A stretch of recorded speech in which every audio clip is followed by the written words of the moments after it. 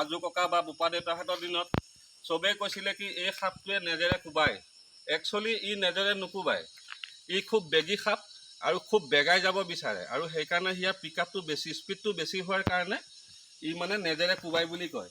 আৰু কয় যে নেজত ইয়াত কাঁইট থাকে বুলি কয়। আপোনালোকে প্ৰত্যক্ষ কৰক, মই দেখুৱাই দিছোঁ, ইয়াৰ নেজত কোনো ধৰণৰ কাঁইট নাই। এয়া এই কাঁইট থকাহেঁতেন হয়তো মোকো কোবালে হয় আৰু বা কাঁইটেৰে বিন্ধিব চেষ্টা কৰিলে হয়। এয়া চাওক, মোক সি হাতত হয়তো পাক দিব পাৰে, কিন্তু আপোনাৰ এয়া পাক দিছে, কিন্তু ইয়াত কোনো ধৰণৰ কাঁইট নাই। আৰু ই সম্পূৰ্ণ অবিষাক্ত সাপ, ইয়াৰ বিষহীন, ই বিষ নাই ইয়াৰ। আৰু এই সাপটোৰ প্ৰিয় খাদ্য হ'ল নিগনি বা ভেকুলী। আৰু সাপ আমি কেতিয়াও মাৰিব নাপায়। আৰু যতদূৰ সম্ভৱ, এতিয়া বাৰিষা সময়, এতিয়া প্ৰত্যেকটো জীৱকে আমি যিহেতু মানৱ জাতি, মানৱৰ যিটো বিবেক, সেই বিবেকেৰে আমি চোৱা উচিত। এই সাপটো আমি কেতিয়াও অনিষ্ট কৰিব নালাগে। সাপ আমাৰ পৰিৱেশৰ এক অংশ বা বন্ধু। আৰু ইয়াক এতিয়া মই ৰিলিজ কৰিব চেষ্টা কৰিম, আৰু মানুহৰ পৰা অকণমান ঘৰৰ দূৰত যিহেতু মই সেইকাৰণে এৰি দিছোঁ।